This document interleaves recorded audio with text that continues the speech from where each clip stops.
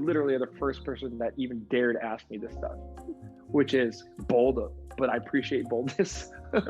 Somebody asked, why are you still a CEO? Perfect. No, you did a really good job. You'll see it opens up just like I'm aware that there's other people hurting, and I don't ever want to make people feel like, oh, I made it, and then that it's not achievable. I'll tell you something that I don't think I've ever really talked about. Let's face it, being in our 20s is one of the most confusing times. What is my purpose? What makes me happy? How will I achieve my dreams? Some of us spend our entire lives trying to figure it out. Yeah, it's not easy, but there's always a way. My way. I'm Jazzy, and I'm in the process of paving my own path in this journey we call life. Will you share your My Way with me? Hi everyone, my name is Andrew Chau, and I'm one of the co-founders and CEO of Boba Guys. I am an entrepreneur, a small business advisor, but also an angel investor. So I can't wait to show you my way. Hi Andrew, welcome to My Way with Jazzy. Thanks for having me. Thank you so much for coming on our show. And today our intro is a little different because we're going to be making Boba Guy's famous strawberry matcha latte. Thanks. I can't wait. Yeah, it's going to be from our book that's out. So we're going to try to replicate this beautiful layering today. I have it too. Thank you so much for sending this over. I think it's like super cool how you included like recipes and also like the history of boba in here too, and how you guys like traveled to Asia to figure out where the origins of boba actually came from. It took a while. It's a whole separate story, but it took about 2 years to write it. And we try to do what we could to talk about the industry, but also make our parents proud. You chose one of the harder drinks, so we'll see if we could layer it correctly. Okay, so I actually went off of the recipe in the book and I made my own strawberry puree. How does this look? Mm-hmm. That looks great. It looks really rich and red. I made my own on our side as well. Ooh. We use, do you want to explain to the public how you made your strawberry puree? Yes, so the ingredients were strawberry. I used brown sugar and water. Generally, think of it as a simple syrup, where simple syrups are usually 1 part sugar, 1 part whatever the water is, the liquid, and then you kind of fuse them together. In this case, we're adding strawberries with that, which gives it a little bit more of the pulp and the body and the flavor. Yeah. So I did 1 cup strawberry, 1 cup sugar, 1 cup water. Yeah. The puree itself is gonna be pretty sweet because that's actually where most of the flavor is gonna come from. So it's done like that on purpose. Do not drink the puree on its own because it's very, very. Did you try it? No, I didn't, but I can imagine. Okay. Yeah. I want to though. It looks so pretty. Yeah, it is pretty, and what the secret is, it's that it has to be dense. That's actually why we put the sugar in this, because it'll keep it sinking to the bottom, because we're going to use like a little bit of chemistry and like nerd out a little bit, but that's actually why you put the sugar in the puree. All right, so we have the strawberry puree, and then I prepared my milk. I just used dairy milk. Yep, we have dairy milk too. We have the matching. This is cute. I think we have the same taste in this one. Like, it's a cute milk carton. So yeah, dairy is gonna be fine. Some people use oat milk. I'm gonna use dairy today myself because dairy is a little bit, in terms of color, a little bit more vibrant. And then I was waiting for you so we can make the matcha together, because I feel like you have a secret to make it even more delicious. Yeah, we definitely have a certain method that I'm gonna teach you. We're gonna, maybe if you have time, we can learn a little bit about the culture as well. So we'll do that whenever you're ready to start the drinks. I'm ready. So what Jazzy and I are doing is making one of our signature drinks, which is a strawberry matcha latte, which if you didn't know the story, I don't know if many people know the story. What happened was one of our managers, Gordon, from our Union Square store, and he knew I'm a really big fan of Kit Kats. So him and his significant other at the time came back from Japan, and he brought me like 2 packs of Kit Kats. One was a strawberry Kit Kat, and one was a matcha Kit Kat. And then I broke off a piece because I love Kit Kats, and I put them in my mouth at the same time. And it was like, you know, Remy in Ratatouille, where he like closes his eyes, and his mind goes crazy with fireworks. Like that's how it felt. We have, you know, in our stores, we have plenty of fruit, and we make everything in house at Boba Guys. It's one thing that makes us kind of unique. So we had all the fruit to play with. So we just tried to make a strawberry matcha latte. And 8 years later, we've been around for 9 years, but that was 1 year in. Like, this is what became the cover of our book. You're going to see our recipes in this case using like fresh strawberries, so it's not a syrup. We source our own matcha. We have our own tea company, so we are going to use organic premium matcha, which is one of the highest grades you can get. Yeah, and then we'll kind of use the layering method we talked about. You can tell we didn't rehearse at all. This is all organic, no pun intended. Did you make boba too? I did. It's here. You did? Oh. Yep. Andrew, I'm ready for you. Like my favorite host then, right? Okay, so because the reason I ask is sometimes it kind of makes the layers a little less clean. So depending on how much boba you want to have, you want to have a pretty glass and start with, I got my boba here. Start with however much boba you want. So you put that in at the bottom. We put the boba in first at Boba Guys because you'll see to do layering, if you put it, some people put the toppings, the boba kind of piercing through the drink, and it'll actually start making the layers come apart. Now let's put the puree in. So we're gonna put about 75 to 100 milliliters of puree.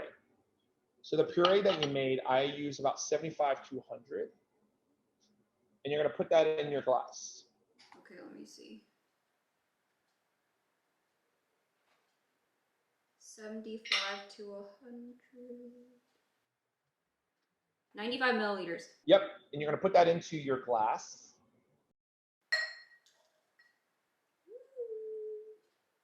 And then what we're gonna do is do the hard part, which is the matcha. I'm sure you may or may not know, matcha is a very famous tea from Japan. It means, if you speak Mandarin or Cantonese or Japanese, mata, it means milled grounded tea.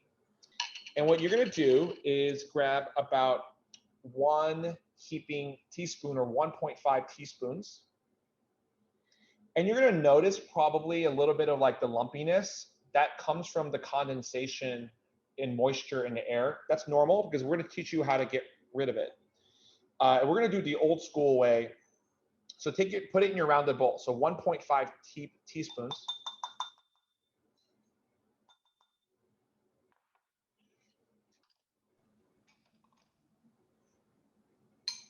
Great. And then what you're gonna do is take 50 milliliters of hot water, because you're gonna whisk the matcha, but don't put your water in the matcha just yet, because I'm gonna teach you kind of more of the traditional style. And you're gonna put about 10 milliliters, just a little bit in there, because you're gonna make a paste. A little bit, okay. And if she look like the paste, well, this is your world, but more like beauty, but this is like a matcha on my Jocelyn. That we whisk, and it's gonna have this it's liquid, but it's very thick. Okay, how does this look? Actually, I got rid of clumps. Oh, that's perfect. Yeah. Yeah. The reason we do that is a lot of people, when they make matcha, a lot of people use like actual whisks or like these milk frothers, which is not really how you do it, and it doesn't get rid of the clumps well. And when you make it a paste first, it's actually a form of tea, if you're really into Japanese tea, called koicha, which is thick tea. And what that means, it means it's kind of like in a paste form. Some people actually have matcha at this time, even though it's really bitter right now. They have it with wagashi, which is like it's like Japanese sweets. And so you have it, but we do it to kind of make it a paste and to essentially make it kind of smooth. And now that you have all the clumps out, you're gonna add the rest of your water in, and you're gonna make it thinner tea, which is called usucha. Yep. And then you're gonna now whisk your matcha to get microfoam. Do you do ASMR on your channel? Like, cause it sounds really cool. I know, I want to share this sound right now. I'm like putting my ears next to it. So what you're doing is you're making the matcha emulsify into the water. It's basically what you call it like binding. So it's gonna be one, because you're gonna use this to kind of create a really good layer. Mm. And you can't see on my screen now, but it's essentially foamy, and it's going to be like really tiny bubbles, and it's called microfoam. Oh yeah, I am getting tiny foam. Great. That means it's kind of becoming one. The water and the tea are becoming one. So we're going to now start kind of the final process, which is the layering method. Wow, I never knew there was this whole science and chemistry to matcha. It's secretly really nerdy. No, I love it. No, you know what my mom always says? Food is chemistry. And she tries to like be all like sciencey in here, and I was like, whatever, but now I understand. He's right. We'll probably talk about it later in the episode. I think a lot of the culture and the food culture that comes from our parents, especially if they're immigrant parents, you know, it's hard to translate over the years, and they have all this wisdom. So let's do the home stretch.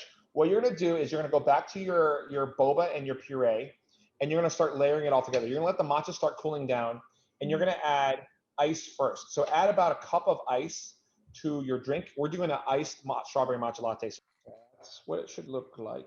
Put it in here. Yep. Perfect. Oh, you got pretty ice. Are those balls? So we bought an ice machine. I saw it on TikTok and how everyone was getting an ice machine, and I was like, I need that. I'm a food company, and you have definitely a better ice machine than us. So I have regular what we call chiclet ice. So what we will do is now add milk. So add about a cup of milk. Technically, a cup is 8 ounces, so it's like 6 ounces. You're going to add enough, but leave some room for matcha on the top. And when you add your layers, this is the hard part. You want to hit the ice. You want to pour directly onto the ice cube. Do it well, it starts looking like that. There's your layer. Hit the ice. Because if it misses the ice, it's going to go right through, and it's going to start marbling, and it's going to create one color. But you have it perfect. And you can leave a little bit of room for matcha. Perfect. That looks great. I can see the layering. Beautiful. Yeah. Ooh. And so all that's left is you're going to add the matcha on top, and you're going to do same thing. You're going to hit the ice. This is why you need a little bit of extra ice, because what people forget is dilution is really big in the beverage industry. Like if you talk to a bartender, like I'm a trained bartender, like you really think about water and ice. I could talk about that all day because it's a lot of like ratios and chemistry. So what we are doing is essentially your matcha is a little bit concentrated, and you're now going to pour hot matcha on ice, which is going to melt it even more.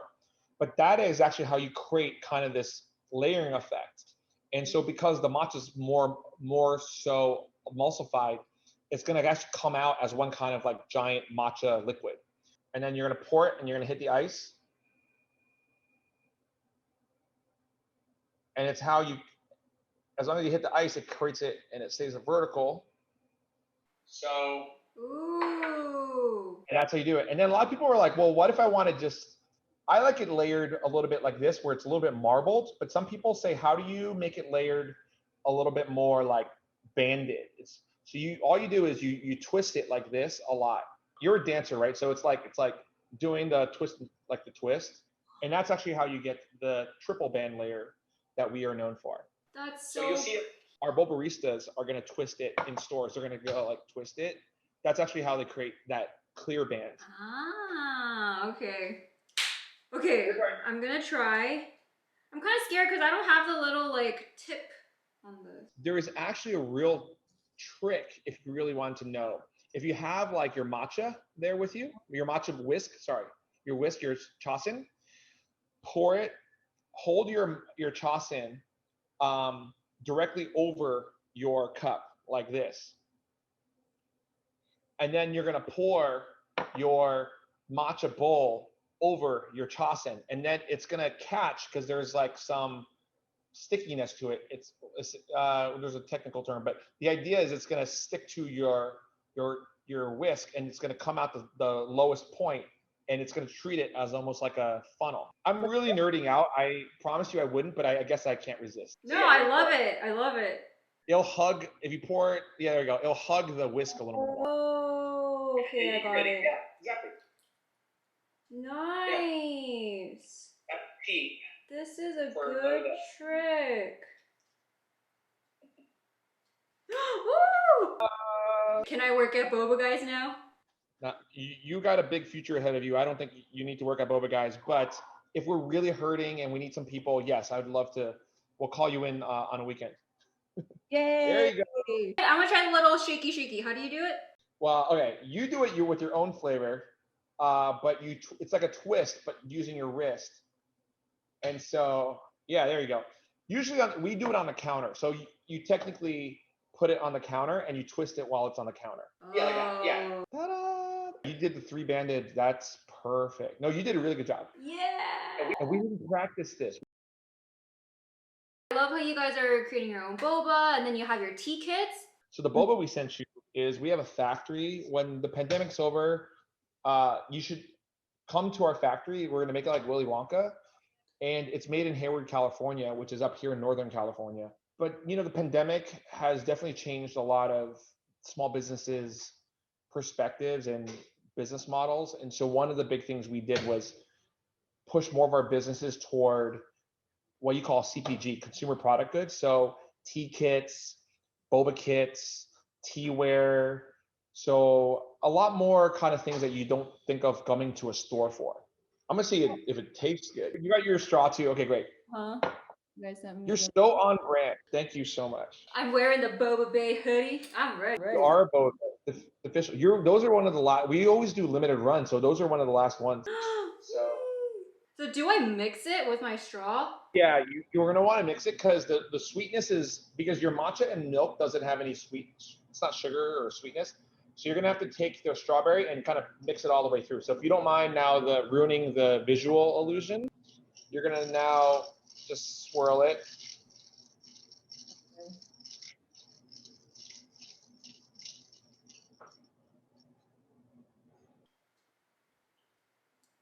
Oh, it's so good.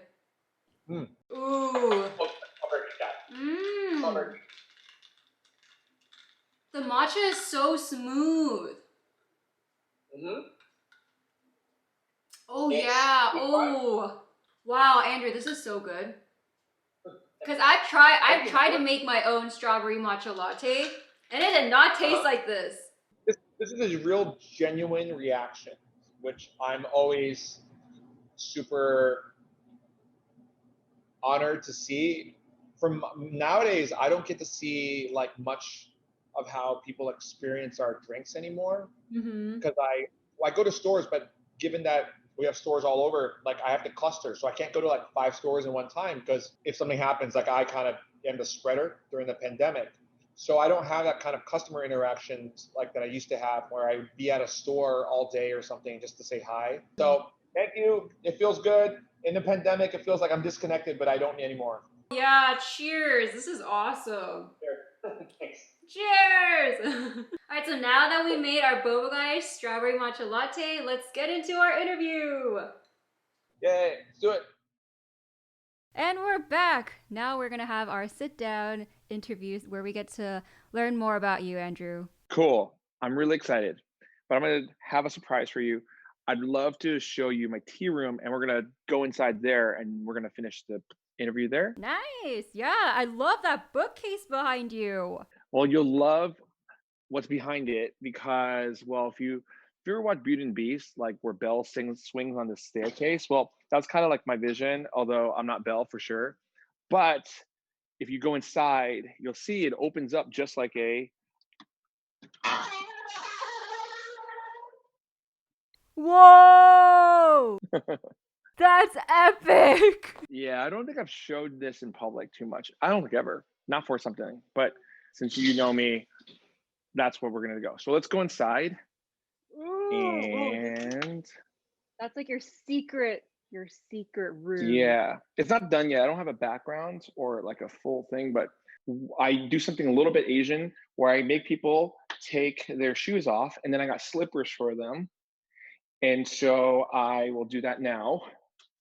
And I got to put my slippers on. And then, and so I don't usually have technology. So this is pretty rare. I have technology kind of banned in this room, but I have like a vinyl set. So I have a lot of different vinyl and I put that on. And then we do usually with my team and managers, a touch space, and I have tea.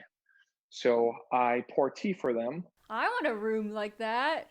Cool. All right. Well, Andrew, I'm so excited to learn more about you and have a deeper conversation here in your little secret room behind your bookcase with our little boba plushies. I feel like we're going into a therapy because I've watched your content and you go really deep. So, oh my gosh, I don't have tissue, so you better not ask hard questions. Oh No. no. I'll try. Let's start from where you're from. Can you tell us where you were born and what your childhood was like? I was born in Vallejo. People think I am from Jersey, but I was born actually in Vallejo, and then I moved to New Jersey right away. So I only knew Jersey as a kid, and I grew up in a town called Woodbridge, New Jersey. So my parents are immigrants, and my mom was from Taiwan. She was the daughter of a Taiwanese Air Force pilot. So I was a military family. That's why being tough love and strict is probably going to be one of my themes. And my grandma was from Shanghai. So my mom's dad was kind of Taiwan. And then my mom's mom, Po Po, is from Shanghai. And then my dad's side is all like Canton area, which is like southern China. So we're not going to get into too much of the ethnicity pieces of it too much, but I always grew up in kind of like this very complicated household.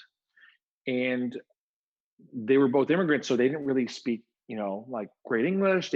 My dad never, both my parents never even went to college.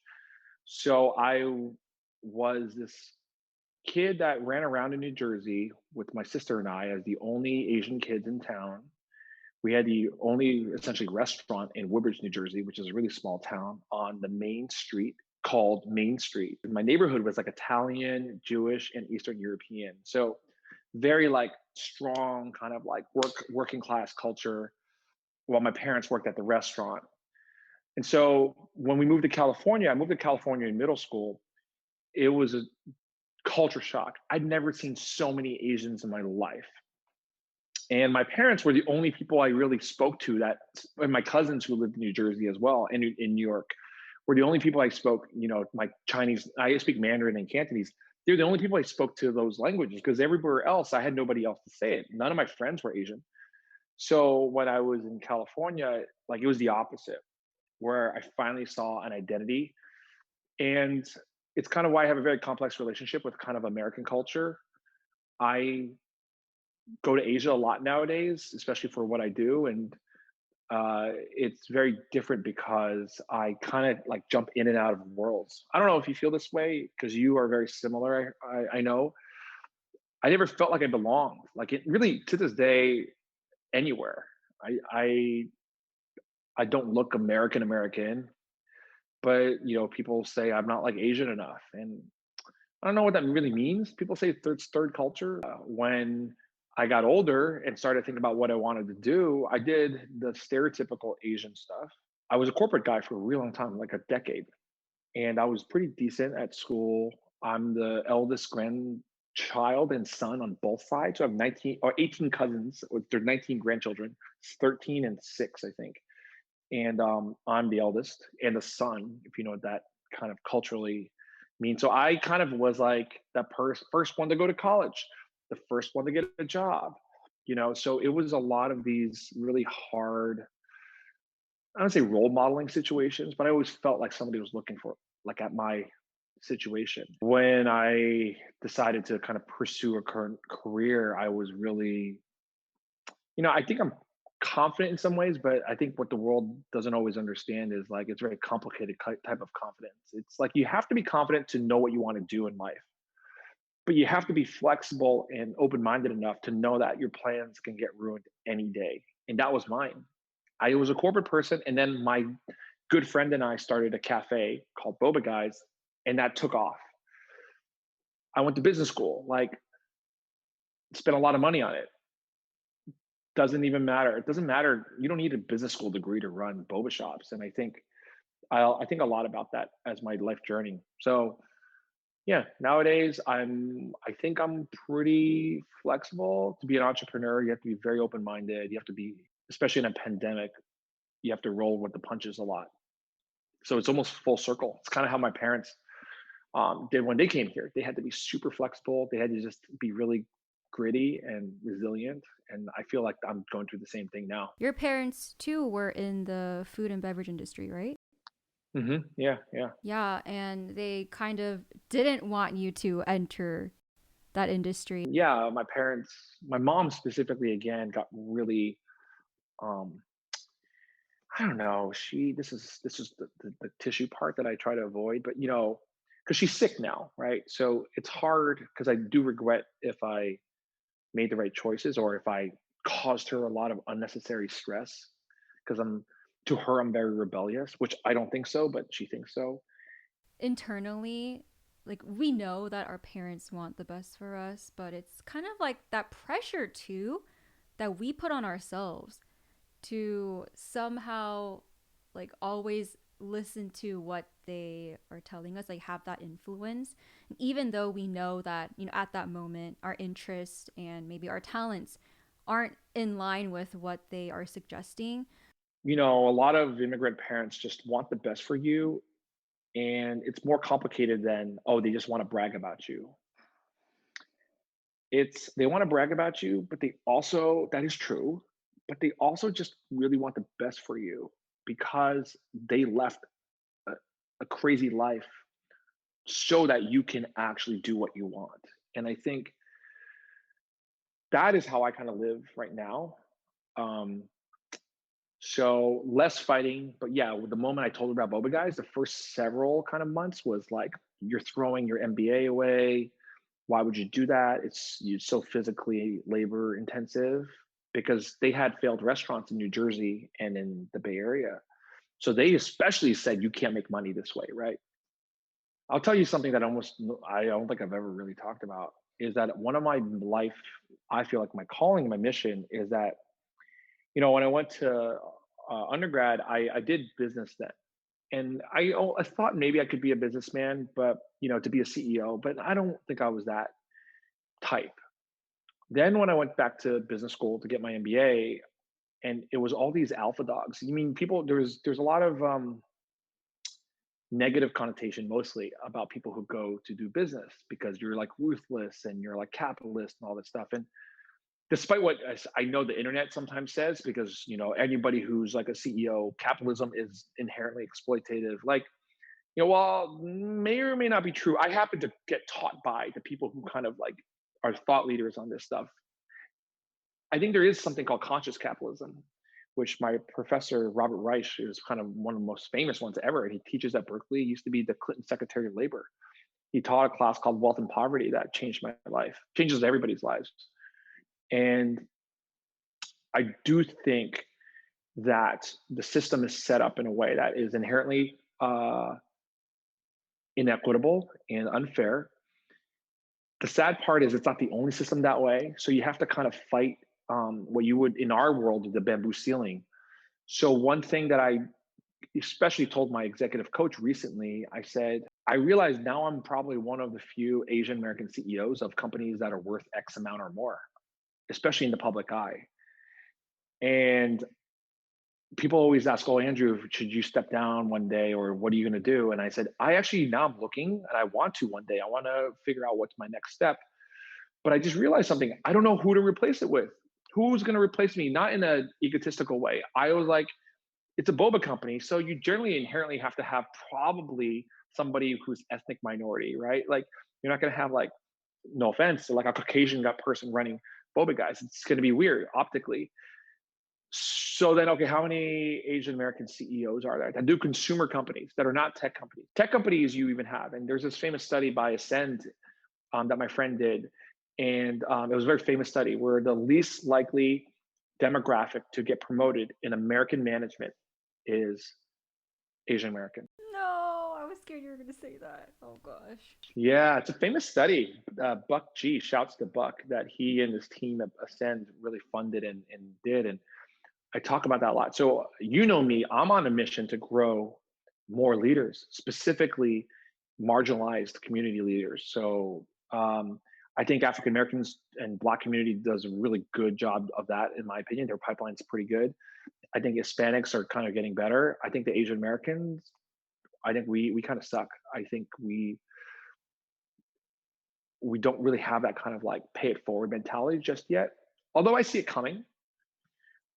And I do hope that what I do, I suck at so much stuff. I just hope I'm grooming the next person to be better than me. I think you could be, yeah, I do think it's inherently, I don't say cultural, but I think the system is probably more at fault. But I think there's small things of like, we don't promote ourselves, we don't speak up. That is true. In that way, I got lucky because I grew up around Italian, so I talk really quick and like aggressively. So that way I sound like I belong. So maybe I just got lucky because I wasn't like I chose to move to New Jersey. I think my parents chose that. You know, it seems that even if there was this system that's kind of set up for Asian Americans in this country, you've always been a go-getter, whether it was, you know, in your student years or now as an entrepreneur or as a leader. You have this like, I make my own destiny and luck mentality. So I want to know where you get that mindset from. If I had to guess, it's probably my parents. You know, they came here with nothing. My mom lost her dad, my grandpa, when she was young. I never met my grandpa. So I only hear stories that he was this great fighter pilot.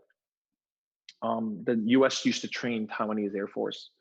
And so that's how they ended up in America, because he was here for training in one of the bases here. I always tell people I'm not the smartest person. My persona is like, oh, Andrew always reads a lot. Yeah, I'm a nerd, but I don't think I'm the smartest person. I was not valedictorian. I was none of that. I do think I work really, really, really hard. And some people think it's like hustle porn or it's like toxic, hustle. I don't think I'm toxic, but I do think it's rare that somebody outworks me or my dad. And my dad is truly where I look up to. So my dad, his is a crazy story, which I don't talk about usually on podcasts or things like this, but I wrote about it before once, and it kind of did get a lot of traction. And I ultimately, my next project I really want to do, even on the side, is to do this documentary about my dad. But he was one of what you call a freedom swimmer, or translated it's called freedom swimmer, where in the communist revolution in China, the people were either put in, you work for the government, politics in the state, you were in the army, or you were in the farm, the agriculture. And my dad was decently well built for an Asian guy, and he was put in these farms. He was taken from his family when he was in his teens. So people tried to escape. So he swam from Guangzhou, which is a Canton area, to Hong Kong, which at the time was owned by the British. So he was one of what you call like 50, 60,000 freedom swimmers. And they're all getting old. Like my dad's like 70, almost 70. He's about to turn 70. And there's very little documentation about all this. I've met other freedom swimmers, and a lot of them are in San Francisco, which is where I was raised in my teenage years. And I've met some of them, and they all have humble beginnings, but they all risk their lives. It's not just let's pack up and leave. My dad, he literally left with all the freedom swimmers had roughly the same kit. They had some food and all that kind of stuff, and they had this bag that if you got really tired by swimming in the ocean, you would rest on the bag. It was kind of like a buoy. And my dad was a really good swimmer. He still is. We race and he kills me in swimming. He wasn't just an immigrant to the US. He was a refugee. He came as a refugee. And that's why people wonder why I get political and stuff, is because my name is in Cantonese, in Mandarin. Mandarin, it's called Zhou Guozhong. Zhou is my last name, Chao Guozhong. In Cantonese, it's Zhao Guozhong. And what that means is, Zhao is my last name, Guozhong means country, heart. It means loyal to your country.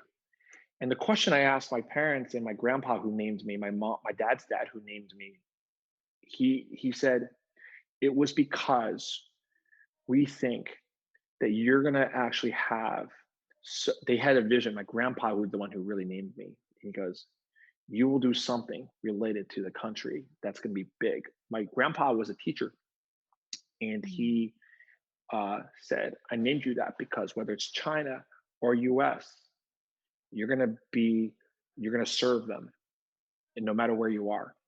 And before my grandpa passed away and I started making it big in business, that's what he said. He goes, how often are you, as an American kid, who with your type of background, with our family background, knowing that, his daughter-in-law was a daughter of an Air Force pilot, that story is rare. So my grandpa always instilled that in me. So if you're wondering why, it's because I now know, I feel like my world, my faith, I have a calling, and I run towards that, and nothing really gets in my way. Wow. So this personal life mission that you have has always been that foundation for you as you built this business. I think so. I don't think it was Boba. I didn't think it was this guy, but I think what I do for a living is hospitality and culture. Food is inherently culture based. Hi Jesse and Andrew, thanks so much for doing this video. My name is Annie and I'm a huge fan of Boba Guys and Tea People. I wanted to know if you had any advice on how to get into the food and beverage space from corporate. Yeah, it's a great question. For just basic, it depends on what type of food and beverage.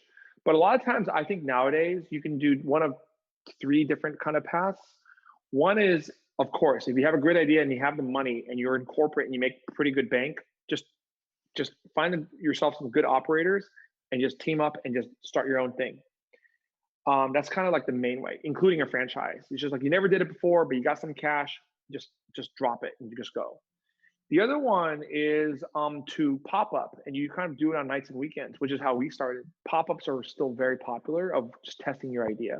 Then the third idea, more and more, is through delivery. It's like a pop-up, but it's called ghost kitchening, where you just have a test idea and it comes out of a commissary. And because in a pandemic, it's so arbitrary of where you have your store anyways, if it's delivered, you can just kind of like make a brand and just deliver through what you call DoorDash or delivery service, Uber Eats. Also curious as to how you decide to co-found Boba Guys as opposed to another type of company. Oh, yeah, that's one of those longer answers. Things come together. You have to have a lot of different ideas to start with, and then you kind of narrow it down. And for us, as I mentioned earlier, we thought we were going to do more of a apparel company, because my co-founder and I thought about kind of cut and sew, which is what you call apparel, cut and sewing. And every time we brainstormed, it was drinking boba, because we don't drink alcohol, as I said. And so you're like, And then one day Blue Bottle and Phil's were blown up in 2010, 11. So we're like, I wonder if we did like a nicer or a different version of, like, an adult version of boba. It wasn't like I love Quickly. What I was drinking usually was Quickly, Wonderful Foods, Fantasia. I love them all. People think, oh, Boba Guys knocks up. If you even knew me at all, I say, even if it's better quality. That is 100% true. But that's like saying Starbucks sucks and Blue Bottle is better. No, like, it's like the way it's called positioning in marketing speak. So we just really saw it as like, okay, it might be a right time. And then the real question that we had to get over was, why wasn't it done before? Boba's been around for 20 years at the time. Why wasn't it done? And that was what we really had to take the risk on. And our bet, it wasn't done. It was done because nobody could make boba accessible.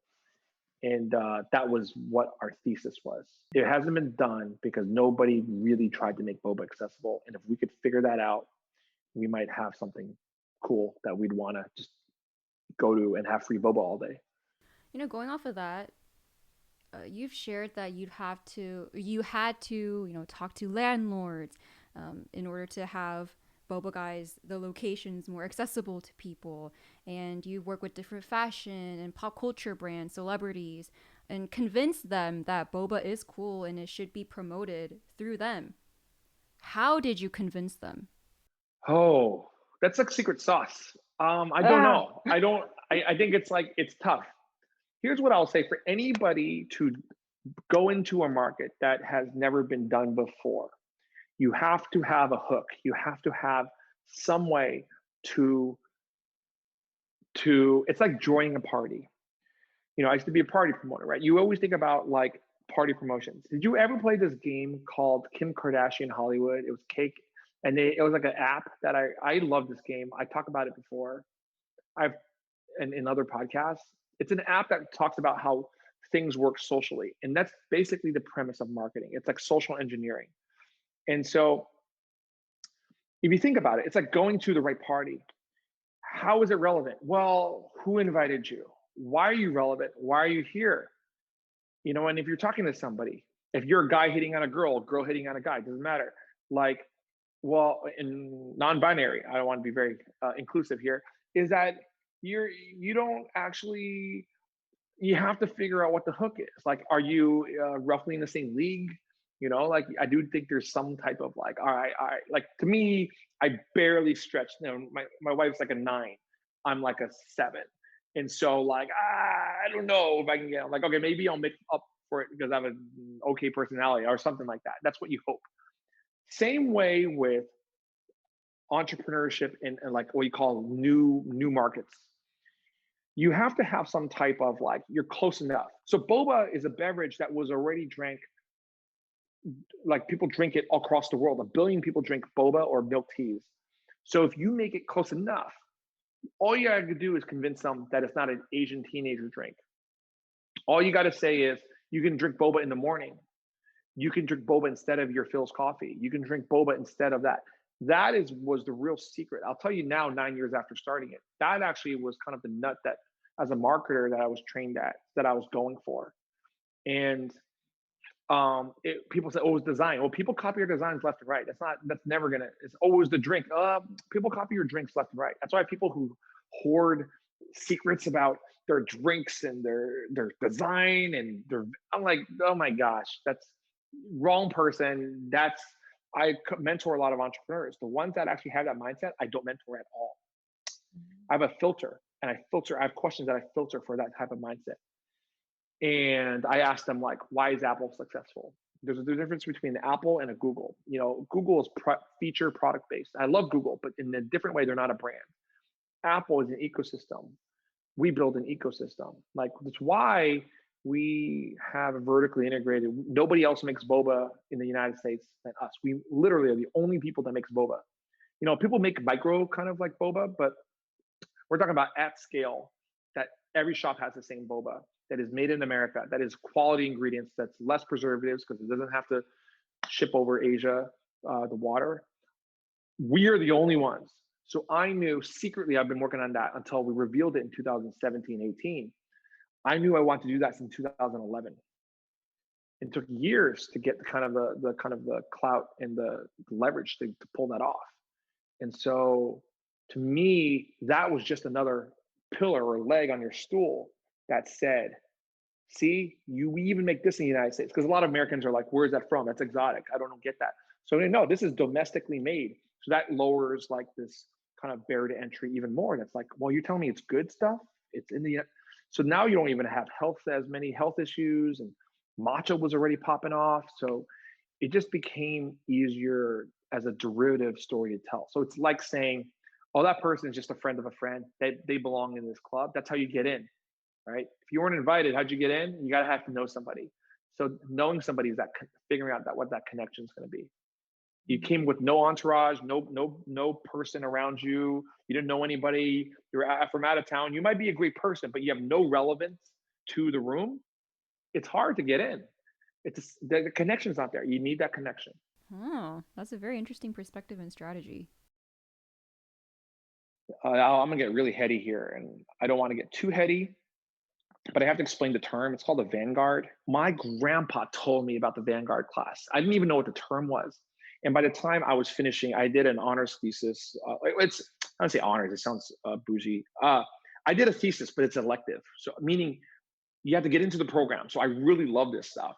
So I get in the program, I'm writing my thesis. It's optional. You don't have to do this when you're in undergrad, but I did it. It's like 45 pages. And in it, I was arguing this idea of how education is a fair system or not, about digital, because digital age was coming. And I just rediscovered the word Vanguardism, or the term. And I was like, this sounds a lot like my grandpa.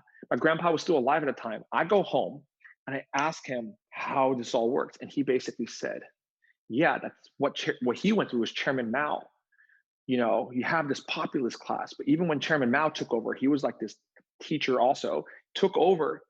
He killed millions of people. So my grandpa, even if he was somewhat understanding on both sides, he didn't like the elite rich class. He also saw what Chairman Mao did to him and killed other parts of her family, he said, "You don't be either." And I think when you look back at like Boba Guys, that's where we run this. We use Boba as kind of the medium to tell that story, because people are like, "You're hipster, you're American, you don't know anything, you're whitewashed, you sold out." I hear that all the time. I don't actually. That doesn't ever hurt my feelings because I know I'm not like that. And if you know me, I am not that ever. On the flip side, oh, you're like this pawn of China or Taiwan, and you only Asian everything, and you don't care about other ethnicities and cultures. I'm like, wrong person too. I care about all. I think it's both. And if you notice that, that's exactly where Boba Guys is. But just like what happened in Asia, it happened a little bit in Korea, it happened definitely in Southeast Asia, is like this vanguard role is very misunderstood, because one side's saying you're not authentic, you're not for the people or whatever it is, and the other side is like you're not one of us elites, you're not the establishment. And so this world is kind of colliding, and you just happen to be in the middle of it. So I do think Boba is that medium for me, because we serve like 4 million drinks before the pandemic a year. Your top restaurants serve maybe 200,000 people. I would argue, just like Starbucks did, we make a bigger dent on culture than your Michelin star chef on chef's table. Mm. So I like to fight for, if you're a Boba person and you're even a Boba shop owner, like I'm fighting for that all day. That's why we have a book on Boba. You're utilizing Boba to bridge cultures, which I've heard you say A lot. Is the mission for Boba Guys. But Andrew, I noticed that when you talk about yourself, let's say you had like an honors thesis, you said like, oh, saying the honors thesis it sounds bougie. I'm wondering if there was a specific reason or incident that happened that made you so cautious. Because I honestly think you should be proud of having that honors thesis, you know, being a go-getter, accomplishing all of these things, being an Asian American leader, a business owner, you know, you're revolutionizing boba in America. I want you to be, you know, more proud about it. I don't know why. Well, that is probably what my therapists and coaches try to get out of me. I don't know. For better or worse, have you heard the term empath? Yes. It's where you get the word empathetic or empathy, right? So, you know, there's sympathy, which is knowing how somebody feels. Empath is feeling how somebody feels. And the good news, what I've been told, is to be a great sociologist or even a marketing guy like me. When I used to do marketing for Clorox or at Target and Leapfrog, and I was always told that you have to get inside the head of a consumer. So at Hidden Valley or at Walmart, it was like Midwestern mom. How do I, a 24-year-old Asian dude, get in that head? And you start developing there's techniques called ethnographies. You really start empathizing. And this was in my 20s. And so I think I discovered I was an empath later on in life. I didn't recognize it. I thought it was, you know, there's this idea of masculinity, which is a whole separate thing. I know I'm not the most masculine person. Like, I know that. I like my mind, like I do talk a little, I am like a type A. I'm a little bit more of an alpha dog, but I'm not like a physical alpha. So in that way, I like who I am. I'm confident. I'd be like, hey, you like me for that? And that's who I am. But on the flip side, I think it comes from a place, if I had to think about it, where I don't think I'm that important. People think, oh, you must think that. You cannot be. And I'm like, no, Jazzy, you know me because you see the personal side. So what I can tell the public is I have to do what I have to do to be a CEO. Who's going to follow a CEO that's always like, I don't know where to go. I don't know what to do. Like, nobody wants that. Like, so I do have to kind of flex a little bit to let people know you should feel confident in my ability. And in this ability to run a business and lead, I know what I could do. And I do think I'm pretty rare in America. I know that. But deep down inside, I'm just as insecure. I'm just as like, I feel it's because I feel too much of what other people feel. I feel like if I say certain things, they're going to say, well, Andrew comes from privilege. And part of me that's like, I didn't come from privilege. You got the wrong model minority here.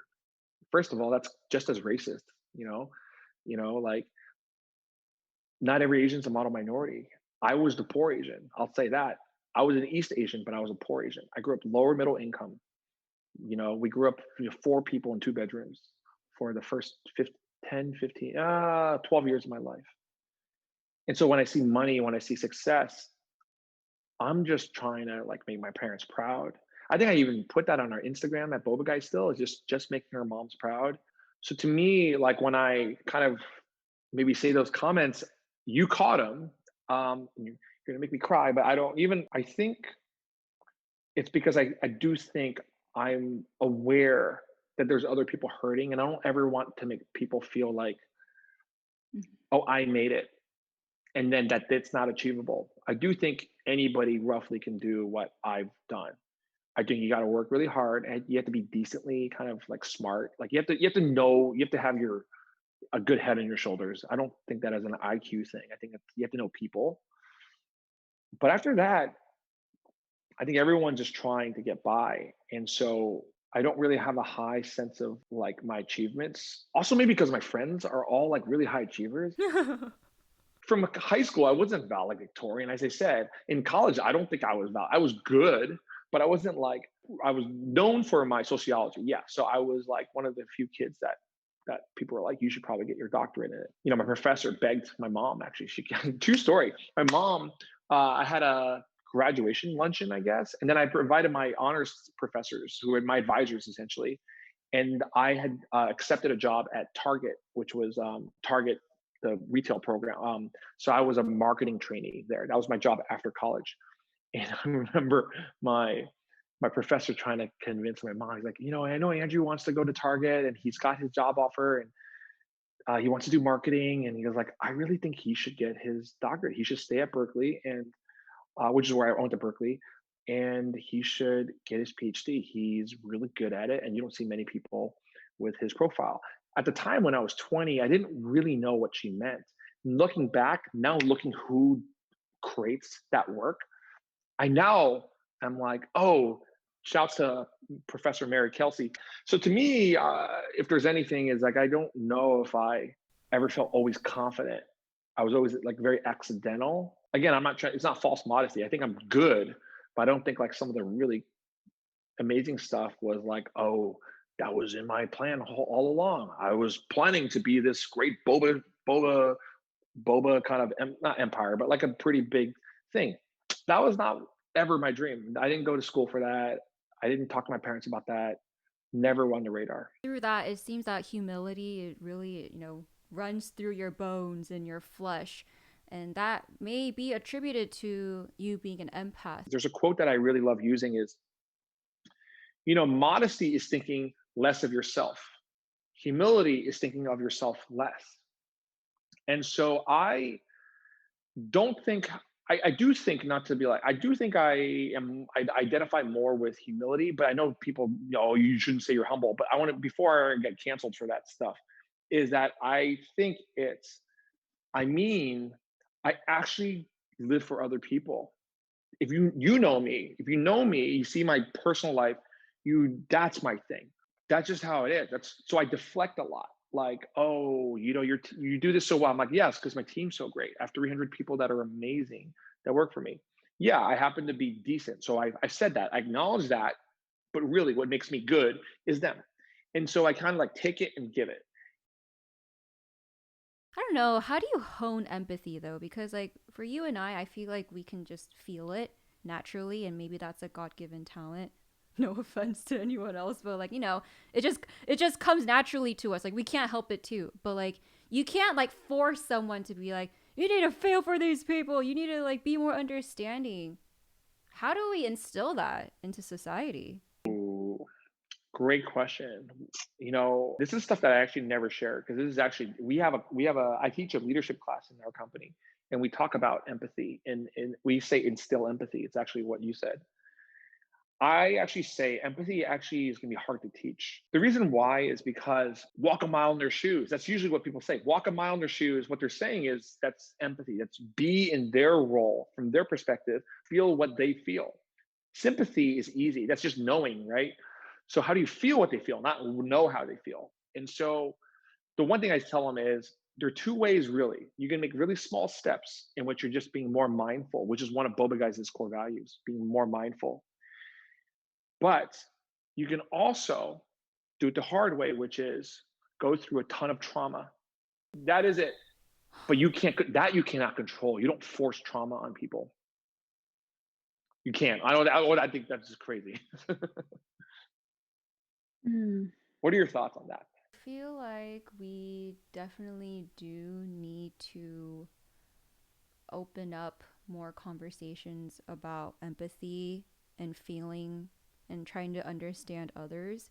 I think especially just talking about cancel culture now, we're seeing so many young creators getting canceled left and right for like little things that they're saying just because they're not really, they obviously aren't processing what that one person out in the world is going to be thinking about.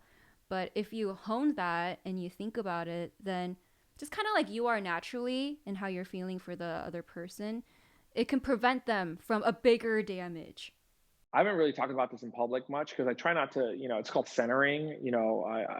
I've always been into this kind of stuff. Here's what I'll say is like, I do think hurt people hurt people. So I think what you're seeing now more than ever is that there's a lot of people who are hurt. So I think in my opinion, canceling is when hurt people are trying to hurt other people. That's how I see it. They feel it's like their only way of holding power. Because people always ask, well, what did you want to do? And you literally almost hear, but they just don't want to say it. It's like, I want to see them die. I want to see them lose their house. I want them in the ground. That's literally what I've seen, which is why I think it's toxic. Usually it's, oh, I want them to learn their lesson. That's never what you see about people canceling. You never see that. It's always, well, they should lose their job. They should lose their livelihood. And I'm like, well, it depends, right? Like we were talking about Charlie, D'Amelio, like, she's so young. She doesn't know if she is a little like snobby or whatever. Like, I don't know her, but I'm not going to be here. Can she do more good with her platform? So people are going to be like, well, the only way she's going to get that message is to cancel her. I'm like, you know what? No, here's what she learned. She learned the internet is a crappy place. There's nothing I'm going to do is right. And I'm going to close myself off more. So the more people that she want her to do more cool things, she's going to now be more gun shy. That's what canceling did to her. I know that I can speak for myself. I know so many CEOs, especially in 2020, who went through similar things. And all of us, very few of us, many of us learned lessons for sure. We all want to be better, 100%. But when it comes to the toxicity of it, it makes us not want to, help. I think about what certain celebrities went through like years ago. So I think about that a lot. I don't think it's right or wrong. I just think it's more complicated than that. Than like, oh, he's a horrible person forever. Like, no, he has to learn his lesson. Everybody has to learn their lesson. I accept that. I'm a CEO. I have to learn my lesson. I've learned my lesson. Great. Public, you got to learn your lesson too. Somebody asked, why are you still a CEO? Why don't you just replace yourself? I was asked that. And I kind of dodged the question last time, and I think I'm ready to answer it now. I do think I have work that's left to do that is good. Because honestly, I could retire today if I needed to. If I sold Boba Guys, I could retire today. And people are coming after us all the time, like, oh, do you want to sell? Do you want, I get that. And I think it's, can I still be a good leader? Am I still effective? It's like, when do you retire, right? It's like, when does Tom Brady retire? I'm a big fan of sports, and I love the athletes who say, I've done all I could do. I'm not here to hang on and suck. Can I still mentor? Okay, maybe I still have to stick around, And to me, that's kind of what I'm still around for. We talked about some deeper life topics, but I have some questions for you from our viewers. He asked, I also heard he was one of Bay Area's top club promoters back in the day. Is this true? Oh my God. I wasn't the top. No, I was not the top, but I was working for our friends and my job was to bring girls and guys, but really girls to clubs in the early 2000s. That is true. That back then, if you guys are from the Bay Area, Absolute, Drink Club, Element, our friends used to run it. So I was in college at the time, and then I graduated. But then I had known the I say it like attractive girls that I could be like, hey, if you come, drinks are on us. You wear this or whatever, and then I get you in, and you have a good time. And then I look good because I'm good at connecting or whatever it is. Andrew's always the one bringing cool people, right? That's what you want to be known for. And remember, I don't drink. So, and I didn't have, on top of that, the girls who knew me really well. I mean, a lot of them are probably going to watch it because I'm still friends with a lot of them. They knew I was like super religious, still am pretty, but like super churchy. I didn't date until I was 21. So on top of that, they knew that I was bringing girls in, and they knew Andrew wasn't going to like screw with you because that's his thing. He's just like this person who just likes to dance and have a good time and socialize. It's literally my thing. So that is true. Okay, he also asks, and apparently he was in a college dance crew or show. Poorly, yes. I was, but I would say I was bad. I also did a lot of there's these on campus, these improv clubs or dance clubs, and I did those. So I'm not going to say I was good. Especially you, and you're not going to make me do it. No, I'm not going to do it because you're Miss TikTok here. But yeah, I did that for a bit. Hi, Jazzy and Andrew. This is Ray from the Bay Area. My question for Andrew is, how did you know you wanted to leave the corporate life? Thanks, Jazzy, for letting me come on, and thanks, Andrew, for answering my question. Happy holidays. Love it. Thanks, Ray. Awesome. That's a great question, Ray. As you can tell, big questions, I don't like really short, kind of like trite answers. It's a very complicated one. I think when I left corporate, for me, it was literally like a life choice. I was burning out. My health wasn't good. It was a lot of that personal stuff that I don't even want to get into. But I think most people, I think it's like love. My answer, I get versions of this question sometimes. I think it's like love. How do you know you want to marry somebody? How do you know, or forget long-term relationship? How do you know you commit? That's what you're talking about. How do you commit? And that to me is signs. Do you know who you are? You're not ready to be a great husband or a great wife or whatever you want to call it if you yourself aren't ready first. No matter who that other person is, if you're not ready, you don't work on yourself, it don't matter. Entrepreneur, same thing. It doesn't matter how great the idea is, if you're mentally not ready, you don't have stability in your life, you don't have the right people around you, you don't have the right team, it's not the right time. All of those will then be the same kind of hiccups. And so how do you know? You just have to be really good at kind of reading those life moments. And you ask anybody who's been married, I'll say you just know something clicks, something works. And I know you got married at a very young age, 25. I'm 25 right now, and I'm not getting married anytime soon. So how has that been like? I got married young. So you always hear about the things about getting married young. It is true. You are a different person. So you think about, the sacrifices that, that my spouse, that she's going to make because I became an entrepreneur. What did you have to give up in return? Do they lose me to the public, my team? She has to share me with other people. So I think that is really the hard part. And so that's why I don't know if it's an age thing. I think it's a life stage thing. I think it's different for everyone because I'm not going to say, getting married young is good or bad or anything. It's just you have to really know yourself. And it's why I generally gravitate to people who talk about more mature things, because you have to be as self-reflective as you are. You have to actually be thinking on this level. You won't be able to discover yourself if you don't even think about, why am I here? Am I a product of my parents? Am I just, is this person right for me? Have we changed? If you've changed, have you been able to adapt to the changes? Those are all those things that a lot of people don't think about. And you have to, in order to think about entrepreneurship, and love. Mm-hmm. How did you meet her? You really want to know? I'm curious. At 25, how did you meet the love of your life? This is true story. I mean, obviously it's true, but this is like, I never talk about this. You literally are the first person that even dared ask me this stuff, which is bold, but I appreciate boldness. I met her at church. And everybody in her church wanted to pursue her. And I was like this nerd, this I was known for writing. So like this funny writer, we're on Zangas, which is like this blog thing. And she's like she's like a purist and very poetic and really gentle heart. She's like my sassy girl. It's kind of like how she's sassy though.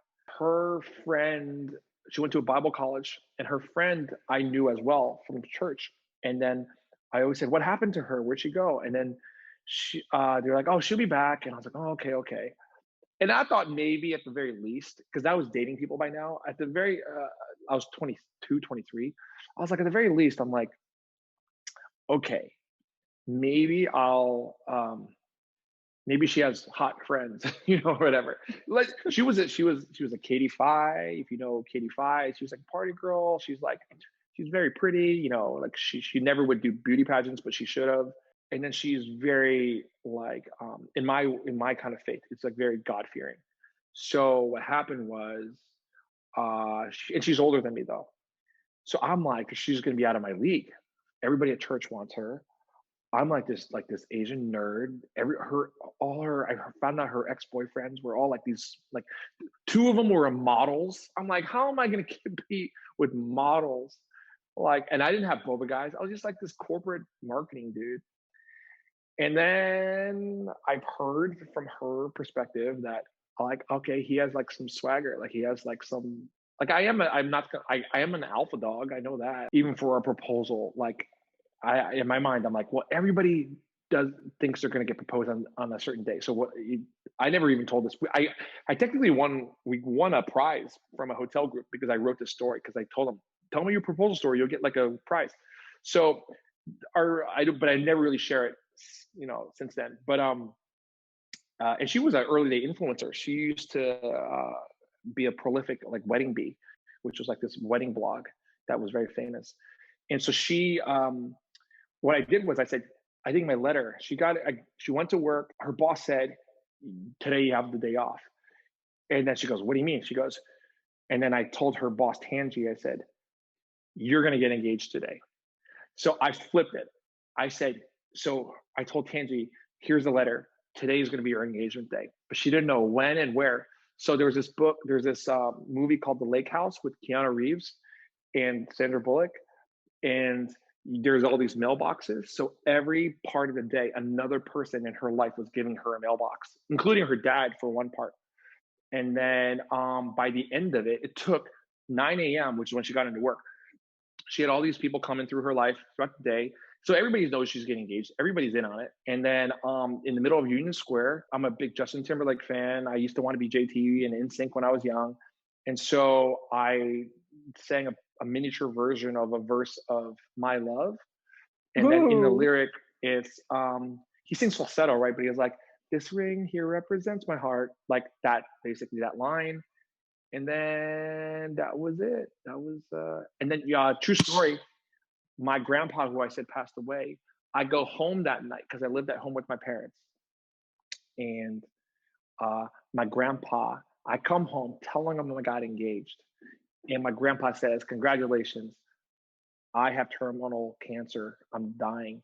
So we sped up the wedding. He made it to the wedding. He passed, I think, a year and a half later. Actually, no, the next year he passes. That's also why I got married young, which almost nobody knows. So, we have 2 questions from this viewer. He said, how do you create and lead teams? I think it's a word that's used often, but I think I should explain what it means in my world. It's culture, it's for sure. So I lead teams with culture, and it's really hard because people are so different, and there's always going to be people who dissent. I have 300 people. There's probably people working for us today that really don't buy into all of Boba Guys. You have to know that. And so culture is what keeps roughly it together. So how do I lead? I lead my style. If you're curious, I don't think it's the only style. My style is an authoritative coach. I am kind of like a little bit of a, as I mentioned, like a type A, an alpha dog, but I also am a very coachy mentory. So in Myers-Briggs, I'm an ENFJ and I'm an Enneagram 3 achiever. So you can tell, type A achiever, but also ENFJ, teacher, mentor, coach. So for me, I'm always trying to maximize everyone's potential. Every person I talk to, Jazzy will tell you, is I'm like, what can I do to get the best Jazzy? What can I do to help you? And I think that's the way I run my team. And for the most part, it's how we got this far. I don't think everybody always buys into that. And I'm very aware. But you got to find the people that know that they knowingly are signing up for it. And so then the real question really is, how did you filter? And that's where I have a lot of techniques on like how you filter. Like I'm not into cynicism. It doesn't work for Boba Guys. I've learned, and I now am like almost religious. If somebody's even remotely cynical, I'm not even talking about being toxic positive. But just people who are like, well, yeah, what do Andrew and Ben know? They're here to exploit. Or my manager doesn't believe in me. I'm like, if you really think your manager doesn't care, you're assuming that I let a manager who's crappy. Maybe they might not say the right things. Maybe they're really imperfect, but you're telling me that the person doesn't care. That's just straight cynicism. Get out of here. And I'm very, very, my executive coach actually said you have to be better at that because I tend to be loyal. So I should have fired people way earlier. In my early career, I have a really hard time firing people because I felt loyal. And everybody now has told me, including people in the current company, they basically said, you needed to let this person go earlier because they were toxic. And I think that's when I made the mistake of not protecting. In today's culture, we call it anti. I'm just not like, don't be ignorant. I'm like anti-ignorance. Right now, when I hear people who are saying ignorant stuff, period, you got to get out of here. And I think we've been way better at that. We have a better team nowadays, but I think that's been something I've been working on. But firing people, like you said, is tough. Oh my God, it's super tough. I mean, what's hard is firing. I would say there's a specific type of firing. Firing people that are good people that are horrible at their job is hard. And that happens a lot. I think some people are good people, but I think they're lost people. They're people who are distracted. They are lazy. But as a person, you'd probably be their friend, but they're a horrible worker. That happens so much. I think 30, 40% of the workforce is that. We have a DEI consultant, and the poll was like, I have microaggressed or I've been the recipient of microaggressions. And it's so funny. People who said that they received microaggressions in the last month are like 1 out of 60%. Guess how many percent said that they've actually been the microaggressor? This is anonymous, by the way. It's an anonymous poll, so nobody knows who's saying what. I feel like 0. I don't feel like no one's going to want to own up to it. 8%. It's an anonymous poll in which anonymously 60% say no. In the last month, somebody said an ageist comment, a sexist comment, something that's slightly what you call microaggression. But you know what? I've never said any of that in the last month. I'm like, what? That blew my mind. I asked my consultant, I said, hey, is this common? And she goes, yeah. And I'm like, well, why is the world so screwed up? I think about that all the time. This is like real stuff that every leader is probably knocking, like they're like, yes, preach, Andrew. And then I'm going to get canceled again. But this is all true. Keep going though. We need you. We need you in the industry. How do you build a brand and a positive image around it? Ooh, good question. A high level, all of these are like really long answer questions, but I'm trying to make them short. This one, to make a good image of brand, to be honest, is very relative. So I don't think there's a great answer for that. In that you have to make brands that are not great images are fake brands that are always trying to pander. They're all trying to be all things to all people. Those are bad brands. The best brands have something that they stand for. People are like, oh, Andrew and Boba Guys is like they're a centrist. They bridge culture, so therefore they're centrist. I'm like, actually, Mr. and Mrs. Activists, if you really want to get into theory, which that's where I made a mistake by going at it with an activist. I shouldn't have done that because what am I going to tell a 20-year-old? So to me, that was my fault. That was my ego. But truly, if you understand branding, like we were like, So the real nuance, I'm going to tell you, you're one of the first people that I ever told publicly, is that Boba Guys was a pluralist brand the whole time. Pluralism is, I think you saw this, pluralism is the idea that many different things can get along. The plural, the multiple is how it's going to coexist. It's multiple, what you call cultural hegemonies or hegemonic cultures. There's multiple dominant cultures. Even then, I'm trying to show the public, like, Boba Guys is actually a pluralist brand. It's a Vanguard company. The whole time, what the public never knew was my social theory I got when I was your age, so I was 20.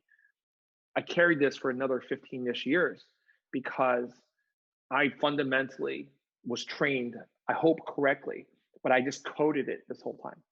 I wonder if other entrepreneurs and leaders actually think this deep when building their brand. I don't think so, but I think they should. If I'm like 100, they should get to like 80 at least, because you'll build a long brand that way. I love this. Wow, I never knew there was such a deeply rooted foundation to Boba Guys.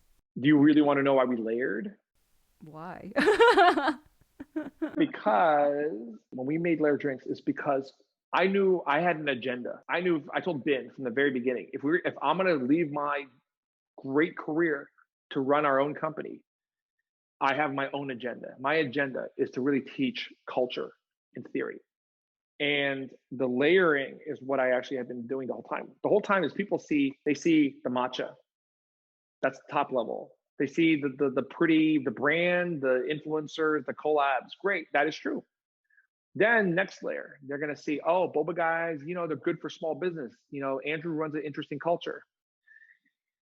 Real layer, page 8 of our book. We're trying to prevent World War III. That's literally page 8 of our book. The working title for this book was How to Save the World from World War III. And then there's a comment and it says like, but that was a little too much, ha ha ha. Like the reason why was because we believe that we, as a businessman, you see Western, basically US and China clashing. I saw that coming when I was in business school. And the reason is because it's philosophically different. It's a world of collectivism, which is everyone together. I don't think it's right, but that's them. But then in America, it's like, you can't tell me to put masks on. I'm the best, and great for individual rights, great for, progressive stuff, which I'm all for. Then if you look really closely, think about a little island of this place called Taiwan.